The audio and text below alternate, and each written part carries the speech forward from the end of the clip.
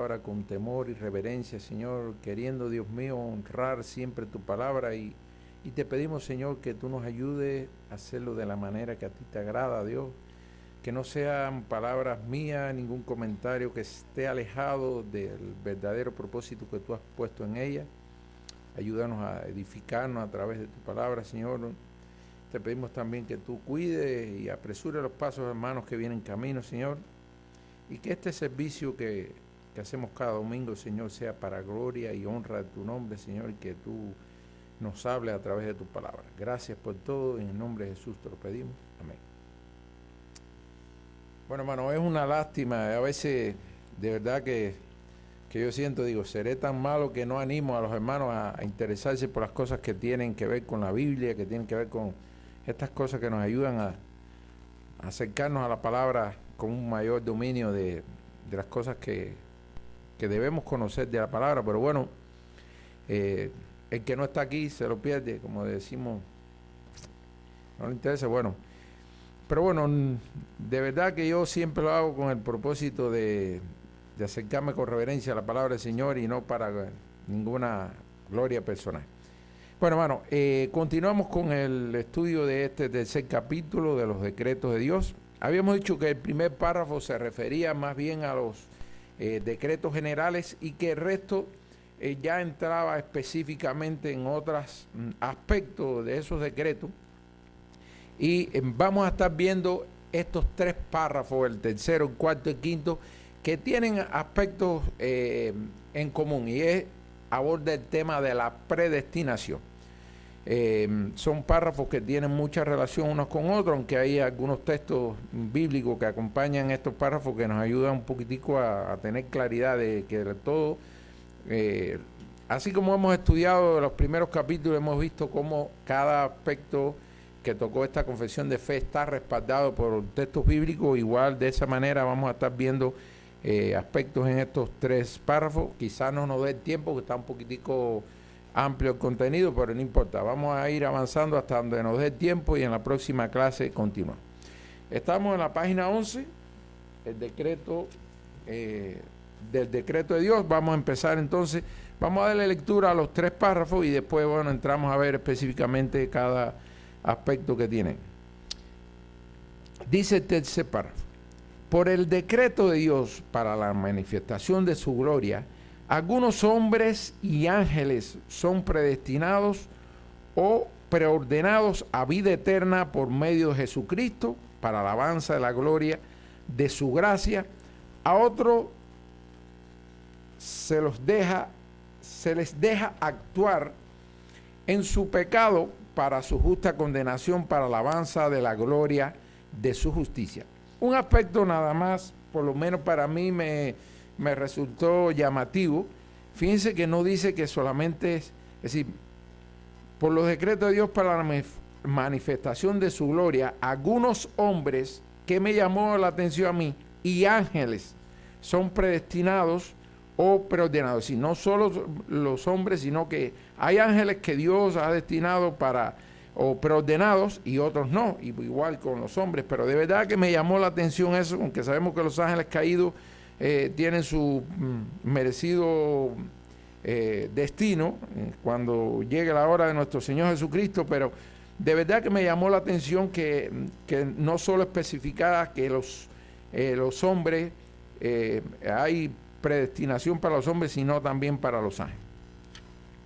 El segundo párrafo, el cuarto párrafo dice: estos ángeles y hombres así predestinados, como se dan cuenta, ya habló de la predestinación en el tercer párrafo, acá también en el cuarto hace referencia al mismo tema. Dice: estos ángeles y hombres así predestinados y preordenados están designados particular e inalterablemente, y su número es tan cierto y definido que no se puede aumentar ni disminuir. Lo que Dios determinó son tantos ahí, ni más ni menos. Y el quinto dice: a los humanos que están predestinados para vida, Dios antes de la fundación del mundo, según su propósito eterno inmutable y el consejo secreto y beneplácito de su voluntad, los ha escogido en Cristo para la gloria eterna. Fíjense cómo hay algo peculiar aquí que se especifica para los hombres y no para los ángeles, porque dice los humanos que están predestinados para la vida, y Dios antes de la fundación del mundo, según su propósito eterno e inmutable, y el consejo secreto y beneplácito de su voluntad. Vamos a ver que el consejo, ¿quién conoce cuáles son los elementos que Dios tiene para escoger? Bueno, vamos a estarlo viendo ahí. No voy a querer revelar porque hay una pregunta ahí que parece tonta o obvia, pero aún así quiero hacerla un poco que para puntualizar algunas cosas que nos ayudan un poquitico a acercarnos más al contenido de estos párrafos. Dice, a los humanos que están predestinados para vida, Dios antes de la fundación del mundo, según su propósito eterno e inmutable y el consejo secreto y beneplácito de su voluntad, los ha escogido en Cristo para gloria eterna, eternamente por su libre gracia y amor, sin que ninguna otra cosa en la criatura como condición o causa le moviera a ello. Bueno, vamos a entrar entonces a adentrarnos en el primer,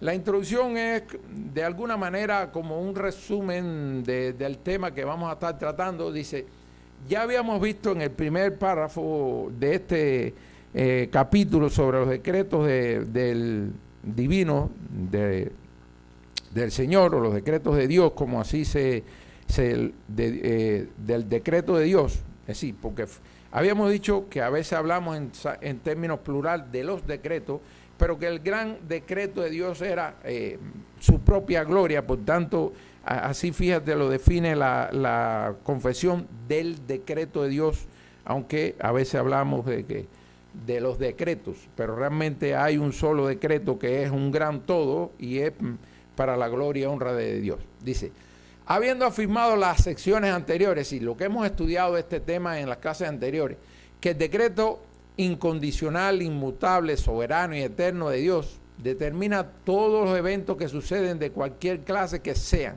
Habíamos dicho que Dios había decretado todas las cosas, incluso que eran inalterables, inmutables, antes de la fundación del mundo ya Él lo había decretado.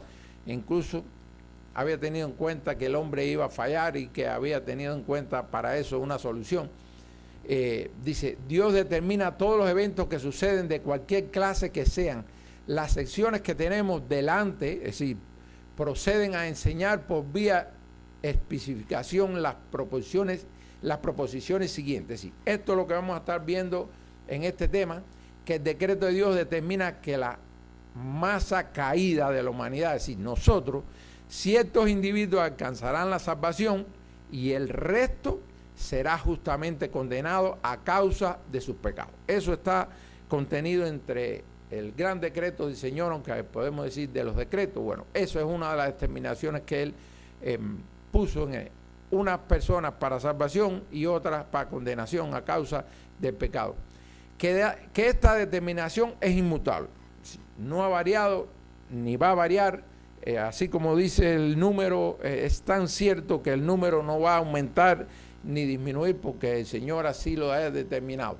Otra de las cosas que la causa de dicha determinación no es la previsión de la fe, de las buenas obras o de la perseverancia, sino que en cada caso se funde en la gracia soberana y el amor personal según el consejo secreto de su propia voluntad. ¿De qué depende? Bueno, ahí lo está haciendo claro, de la gracia del Señor. Y que el último fin o causa de esta elección es la de manifestar su propia gloria y la alabanza de su gracia gloriosa.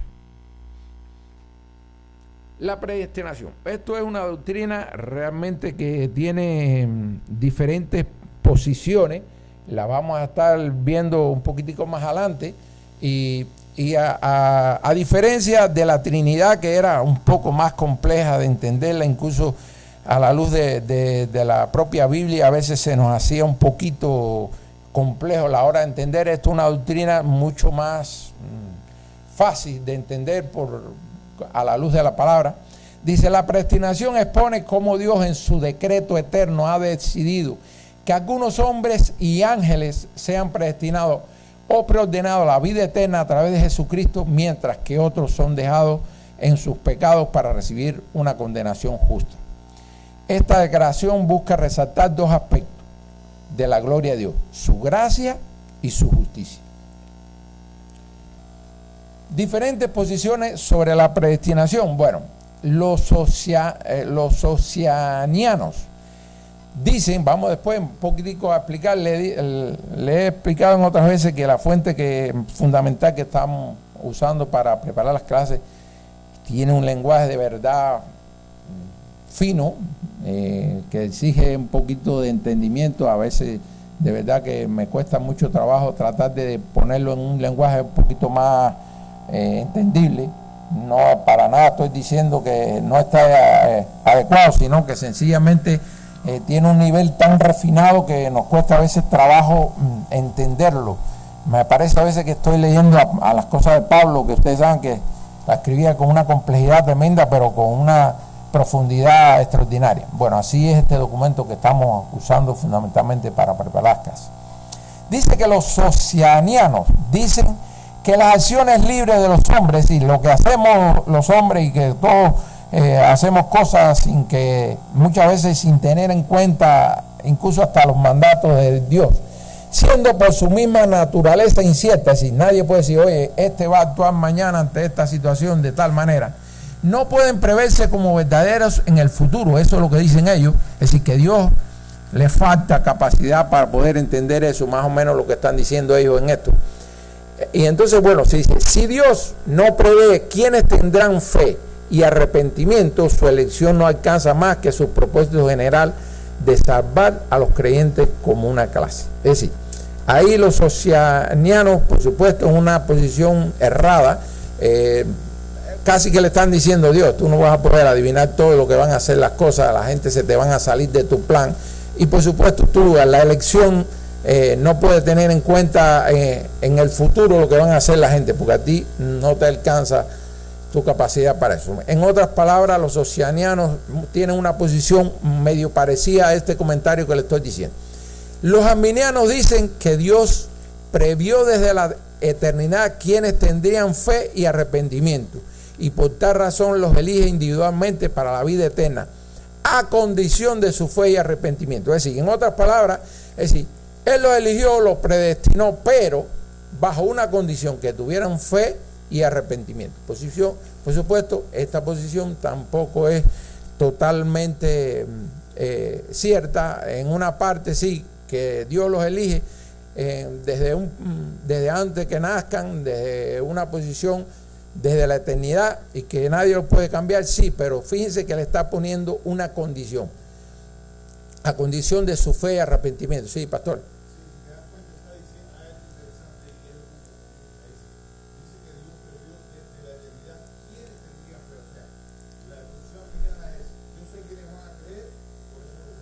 Exacto.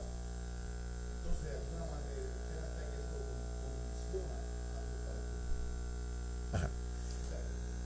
Por supuesto, ya hemos visto que en otra de las anteriores capítulos que hemos visto otra cosa, como las posiciones calvinistas son plenamente identificadas con lo que defiende esta confesión de fe.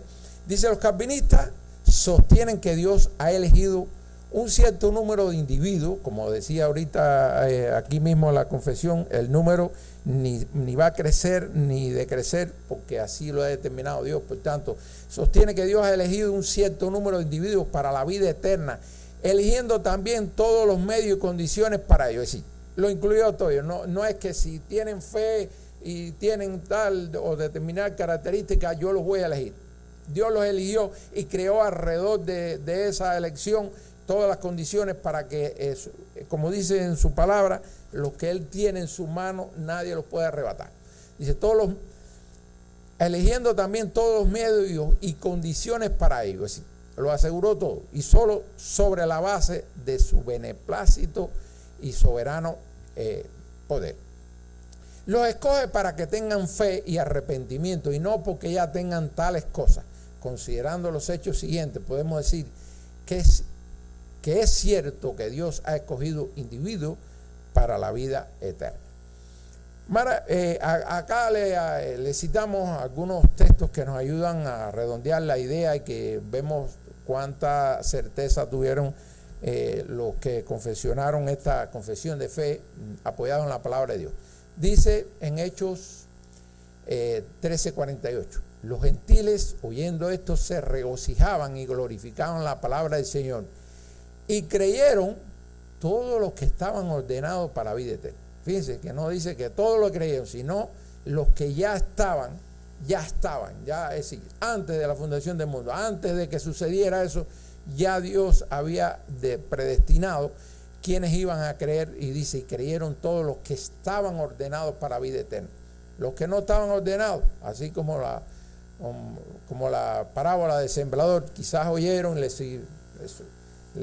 sonó agradable, pero no germinó esa semilla.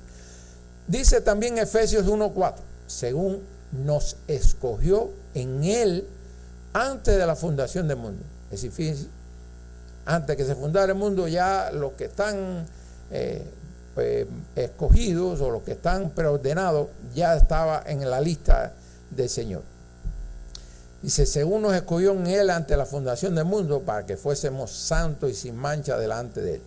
Dice también en Hebreos 12:23, a la congregación de los primogénitos que están escritos en los cielos, a Dios el juez de de los espíritus de los justos hecho perfecto.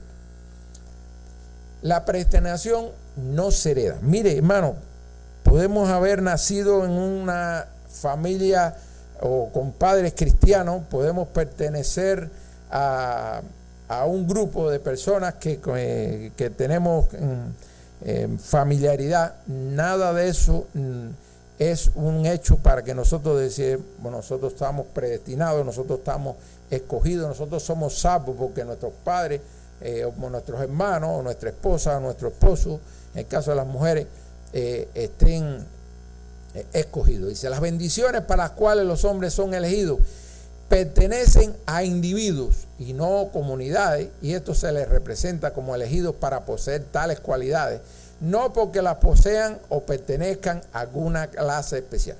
No porque decimos, oye, los judíos todos están salvos, todos son preelegidos o preseleccionados porque son judíos, todos los habitantes de Israel. Incluso la misma palabra nos dice que todos los israelitas no eran escogidos, precisamente porque algunos fueron escogidos y algunos escogieron el mal camino y por supuesto estaban destituidos de la gloria de Dios. Dice, son elegidos para la salvación por la adopción de hijos, para ser santos y sin mancha delante de Él en amor. Dice, la elección es inmutable. Bueno, nos lo decía con claridad la confesión, el número no se puede alterar, ni más ni menos. Dice, la predestinación y elección son inmutables, es decir, que no cambian porque son decretos de Dios, establecidos desde antes de la creación del mundo y no depende de las acciones humanas. Estos hombres y ángeles, así predestinados y preordenados, están designados particular e inalterablemente, y su número es tan cierto y definido que ni se puede aumentar ni disminuir. Dios es soberano e inmutable. La naturaleza de Dios incluye la inmutabilidad. Por tanto, si una de las naturalezas de Dios es que es inmutable, eterno, todo lo que salga de Él hereda esas cosas que definen a Dios, a su naturaleza. Si la naturaleza de Dios incluye la inmutabilidad, lo cual significa que sus decretos y propósitos no cambian. Así mismo son inmutables, eternos. Dice, la elección y predestinación son decretos divinos que no dependen de circunstancias cambiantes.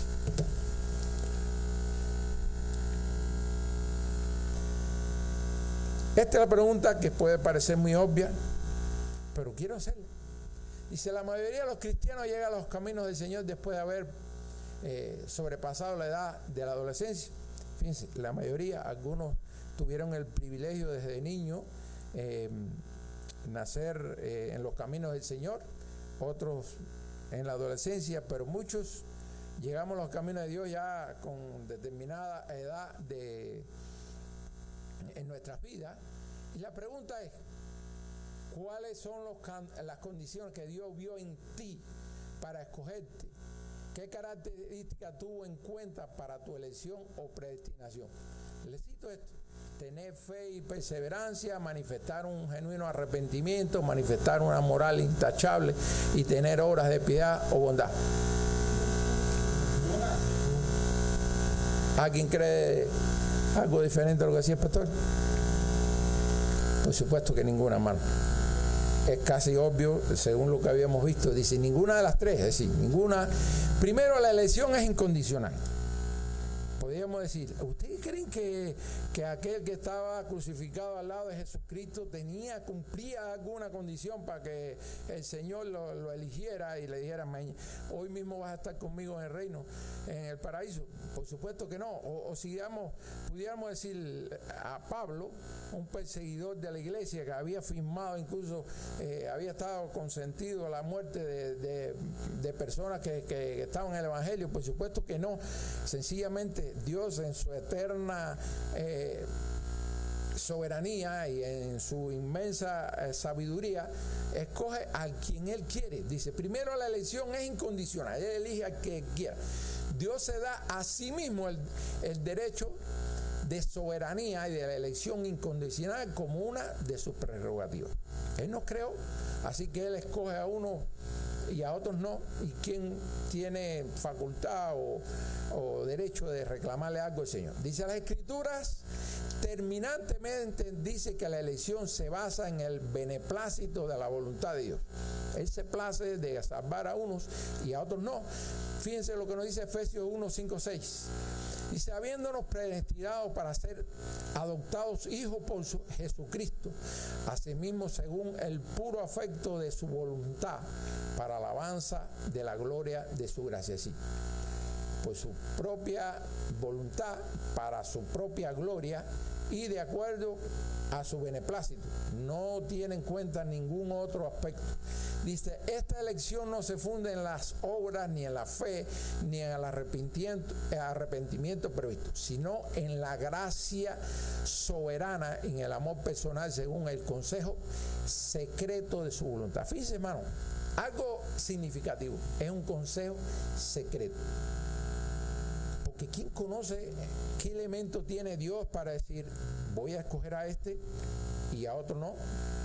Nos podemos imaginar, podemos interpretar algunos textos bíblicos que nos acercan a una idea, pero verdaderamente fíjense como la propia Biblia nos dice, porque por su gracia soy salvo por medio de la fe, y esta no es de vosotros, pues es un don de Dios, no por obras, para que nadie se gloríe. No es ese texto que quería mencionar. Sí, pastor.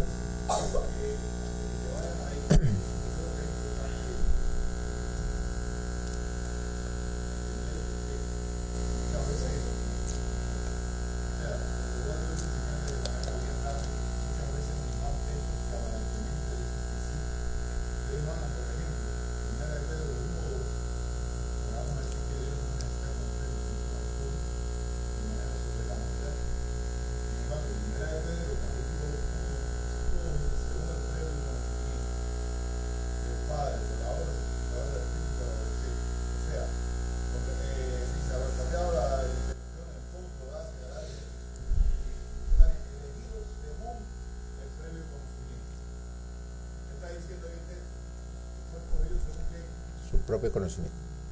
El conocimiento y promoción, ¿no? ¿Estamos de acuerdo? Vamos a Romanos, estoy citando de esto, hermano, que se lo van a citar. Yo le voy a dar la salida, le voy a dar la explicación, no voy a decir que lo voy a dar. Romanos,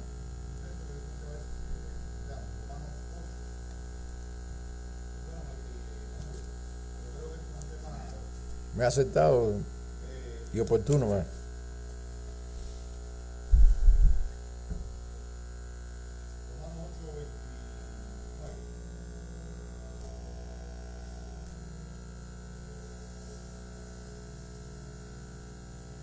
Porque lo que de antemano conoció,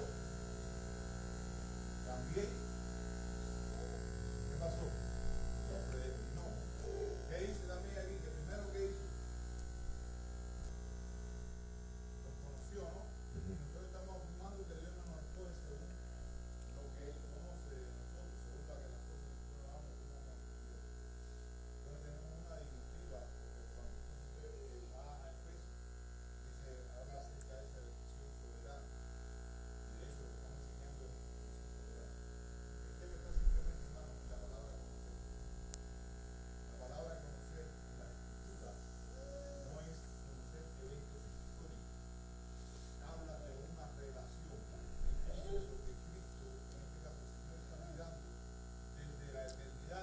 una relación con su iglesia. No hechos de que va a creer o no va a creer, no eventos históricos, sino una estrecha relación. Porque la palabra conocer, cuando habla de una y otra vez en las Escrituras, José conoció a María. Él no había conocido a María. ¿A qué se estaba refiriendo? ¿A que no la había conocido personalmente? No. ¿A que no había tenido una relación? Busque la palabra conocer en la Escritura, que ustedes van a encontrar que una y otra vez está tratando sobre relación. Entonces, cuando dice a los que conoció, no está diciendo que los vio lo que iba a hacer, sino que está mirando, lo que él está mirando es la relación que existe desde la eternidad para con Dios. No sé si les quedó claro porque yo creo que es importante aclarar estos textos, porque alguien les puede preguntar, ¿y por qué esto? Explíqueme cómo va a funcionar el tema de ¿cómo se llama? Del conocimiento.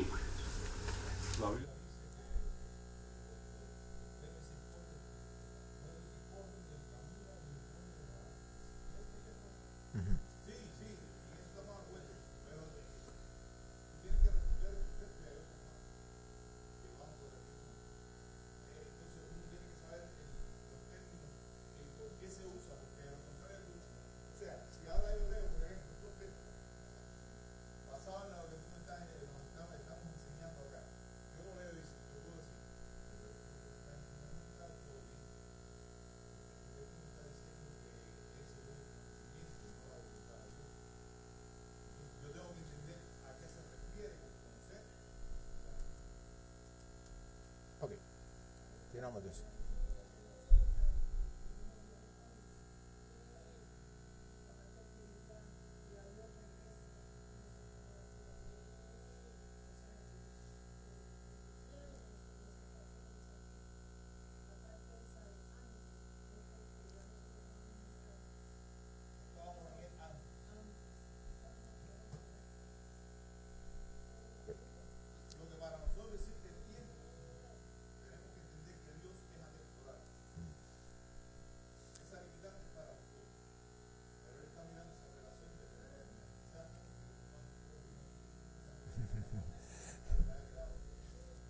Sí, bueno, terminamos esta diapositiva y dice, porque por gracia soy salvo por medio de la fe, y esto no es de vosotros, pues es un don de Dios. Es decir, la fe es de nosotros, no, es un don que Dios nos dio y por eso lo tenemos, no por obras para que nadie se gloríe. Dice, somos elegidos desde el vientre de nuestra madre. Luego, en esa etapa de la vida nadie tiene fe ni tiene que arrepentirse de nada, y por supuesto no tiene sobra. Es decir, Dios nos escogió que estábamos en el vientre de la madre, pero bueno, por ese pleno conocimiento, como decía el pastor, y de acuerdo a su voluntad. Dice, antes que formase en el vientre te conocí. Fíjense este texto que estamos en Jeremías 1:5. Dice, antes que formase en el vientre te conocí, antes que naciese te santifiqué, te di por profeta a las naciones. Así como conoció a Jeremías antes que él naciera, bueno, así nos conoce a todos nosotros.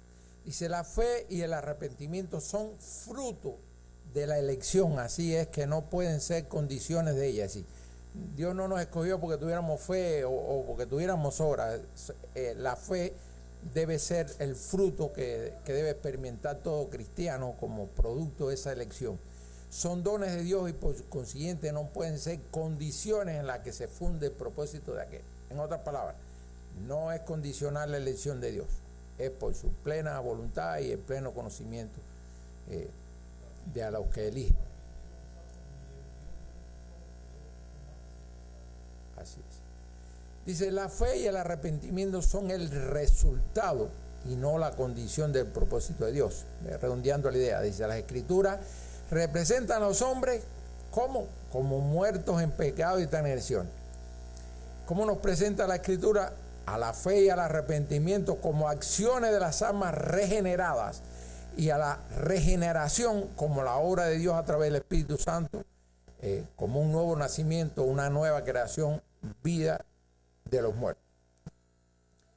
Fíjate acá cómo la palabra nos ayuda también a ver esto un poquito más claro de las ideas. Dice, pero ¿qué le dice la divina respuesta? Me he reservado 7,000 hombres que no han doblado rodillas delante de Baal, así también aún en este tiempo ha quedado un remanente escogido por gracia.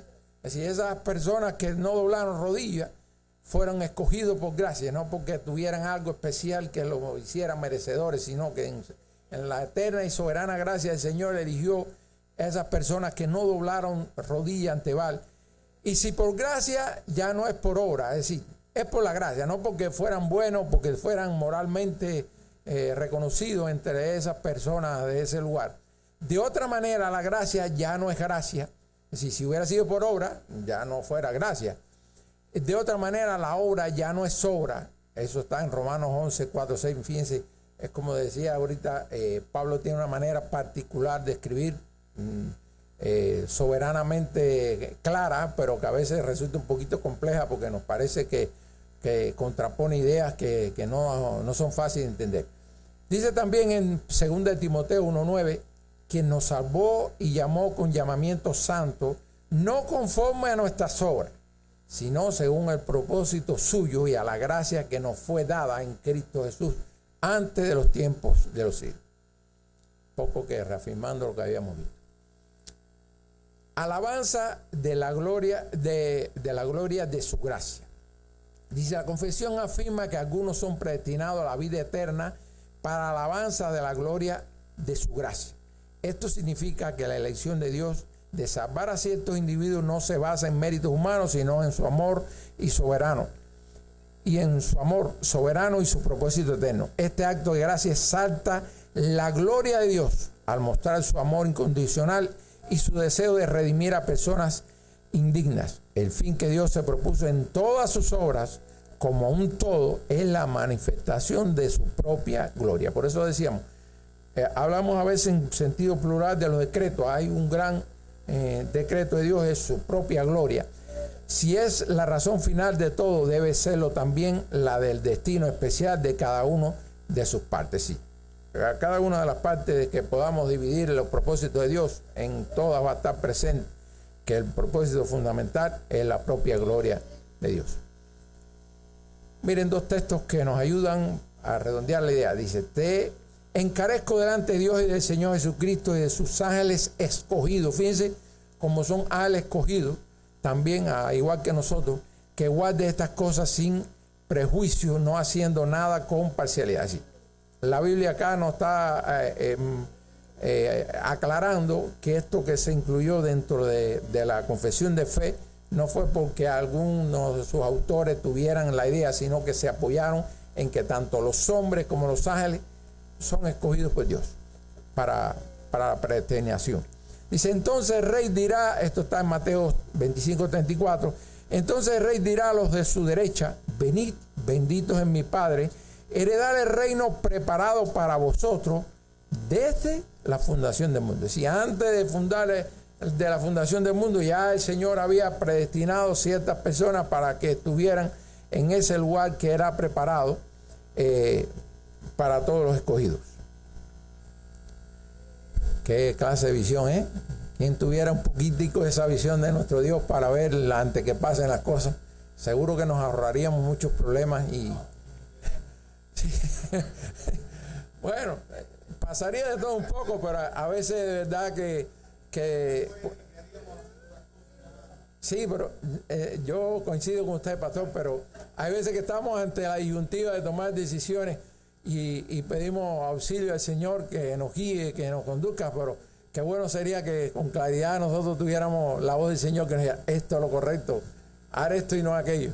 Dice, fíjense en Efesios 1, 5 y 6 dice, en amor habiéndonos predestinados para ser adoptados hijos suyos por medio de Jesucristo, según el puro afecto de su voluntad. Fíjense cómo reiteradamente estamos viendo textos que esa preelección o predestinación obedece a la gloria, para la propia gloria del Señor, que obedece a la gracia del Señor y no a otro aspecto que es incondicional. Pero también vemos el hecho de que obedece a su voluntad.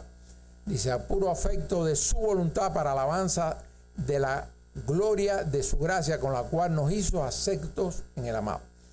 Mire también acá lo que nos dice Juan 12:37 al 40, dice, Pero a pesar de que había hecho tantas señales delante de ellos, no creían en él, para que se cumpliese la palabra del profeta Isaías, que dijo: Señor, ¿quién ha creído a nuestro anuncio? ¿Y a quién se ha revelado el brazo del Señor?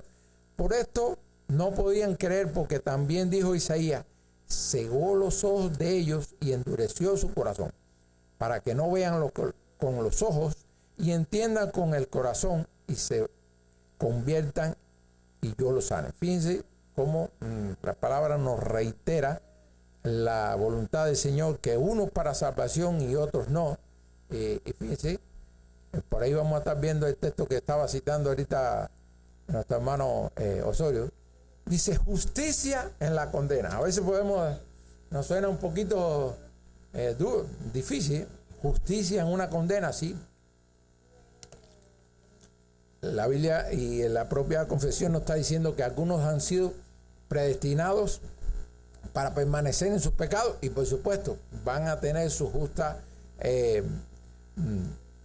consecuencia a partir del propio consejo de la voluntad de Dios. Dice el párrafo, también menciona que otros son dejados para actuar en sus pecados para su justa condenación. Es decir, lo que van a recibir va a estar en correspondencia con sus pecados. Por eso es justo. Es decir, cuando usted dice que algo es justo es porque está conforme a lo que se merece.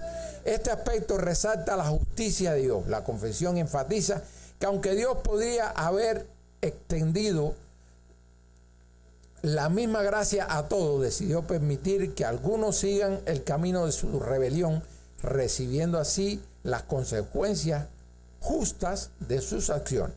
Al hacer esto, Dios no actúa injustamente, más bien su justicia es glorificada al demostrar que eres santo y recto y que los pecados no quedan impunes. La condenación de aquellos que permanecen en sus pecados se presenta como una manifestación de su justicia. Déjame ver si me da tiempo para ver, se me acabó el tiempo, pero bueno, va a haber un par de cosas más y dejamos el resto para la próxima clase. Dice, esto está en Romanos 9, 16. ¿O no tiene potestad el alfarero para hacer de la misma masa un vaso para honra y otro para deshonra? Si el Señor es nuestro alfarero, Él fue quien nos formó, quien nos hizo conforme a su santa y bendita voluntad, por supuesto que tiene derecho a escoger en esa formación que hizo. Dice que lo único que formó Dios con sus manos fue al hombre, porque fíjense que lo otro fue por el poder de sus palabras. En la Biblia no dice que Él hizo algo la noche, mezcló algo y hizo la noche y el día. No, por el poder de sus palabras. Sin embargo, al hombre sí lo hizo con sus propias manos.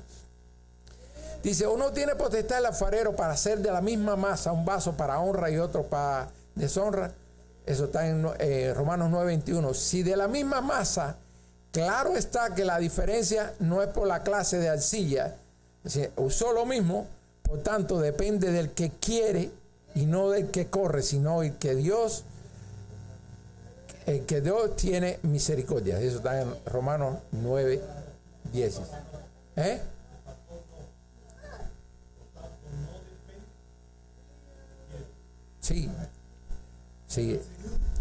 Sí, realmente ahí me faltó eso, disculpe, hermano. Mira, acá está un texto, pues está extremadamente largo, pero lo quiero leer para la próxima clase, porque vamos a ver que en ese texto que encontramos del 6 al 24 en Romanos, de alguna manera resume todo lo que hemos visto. Pero bueno, ya se nos acabó el tiempo. Para la próxima clase vamos a empezar con la lectura de ese texto, pero de manera magistral en ese texto de Romanos del 6 al 24 está resumido todo lo que hemos visto hasta ahora sobre este decreto de. Bueno, hermano, les pido como siempre tener una oración final de este tiempo. Les pido que me acompañen en oración. Señor, gracias por este tiempo. Gracias porque la riqueza de tu palabra, Dios mío, nos ayuda a comprender muchas veces cuán desconocedores somos de la profundidad de tus enseñanzas, Señor, y cuánto necesitamos de ti para poder entenderla y para poder ponerla en práctica, Señor. Dios mío, gracias por esta oportunidad que nos das de estudiar de tu palabra, de edificarnos a partir de ella. Te pedimos que tú bendigas el resto de este servicio, Señor, y que sobre todas las cosas podamos glorificar y exaltar tu nombre a través de él. Gracias por todo, Señor, en el nombre de Jesús oramos.